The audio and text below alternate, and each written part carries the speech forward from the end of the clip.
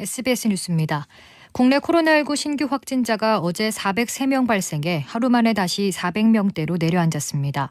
신규 확진자 가운데 해외 유입 환자 19명을 제외한 384명이 국내 발생 환자입니다.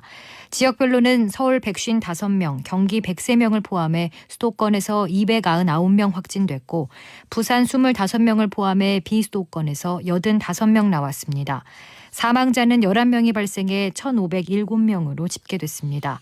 보건당국은 설 연휴 이후 적용될 거리두기 조정 방안을 내일 발표할 예정입니다.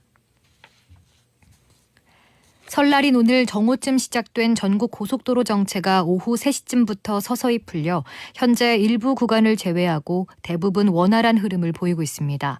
오후 8시 기준으로 부산에서 서울까지는 4시간 30분, 대전에서 1시간 40분, 목포에선 3시간 40분 정도가 걸릴 걸로 보입니다. 한국도로공사는 귀경 정체가 밤 9시 전후로 모두 해소될 걸로 보고 있습니다. 도로공사는 내일 고속도로 교통량은 오늘 예상치인 429만 대보다 적은 385만 대가 될 거라고 내다봤습니다. 생후 2주 된 아기를 때려 숨지게 한 혐의로 20대 부모가 구속됐습니다. 전주지법 군산지원은 오늘 아동학대 치사 등 혐의로 붙잡힌 A씨 부부에 대해 도주할 우려가 있다며 구속영장을 발부했습니다. A씨 부부는 지난 9일 밤 전북 익산시 한 오피스텔에서 생후 2주 된 아들을 때려 숨지게 한 혐의를 받습니다. 경찰은 A씨 부부를 상대로 폭행 정도와 기간 등을 추가 조사할 방침입니다. 법원 직원이 채팅 앱에서 만난 여성과 성매매를 한 뒤 대가 지불 문제로 다투다가 경찰에 신고돼 적발됐습니다. 서울 수서경찰서는 어제 오후 2시 50분쯤 서울 강남구의 한 모텔에서 성매매를 한 50대 남성을 성매매 알선 등 처벌에 관한 법률 위반 혐의로 입건했습니다. 또 남성과 성매매를 한 뒤 남성의 지갑에서 돈을 가로챈 30대 여성도 성매매와 절도 혐의로 함께 입건했습니다. 남성은 수도권의 한 법원에서 일하는 7급 공무원인 것으로 알려졌습니다. 일본군 위안부 피해 생존자 중 최고령자였던 정복수 할머니가 오늘 오전 별세했다고 위안부 피해자 지원시설인 경기 광주시 나눔의 집이 전했습니다. 나눔의 집은 할머니와 유가족의 뜻에 따라 장례는 기독교식 가족장으로 비공개 진행하며 할머니의 행적 등 자세한 정보는 공개하지 않는다고 덧붙였습니다. 이에 따라 우리나라 정부에 등록된 위안부 피해자 중 생존자는 16명에서 15명으로 줄었습니다.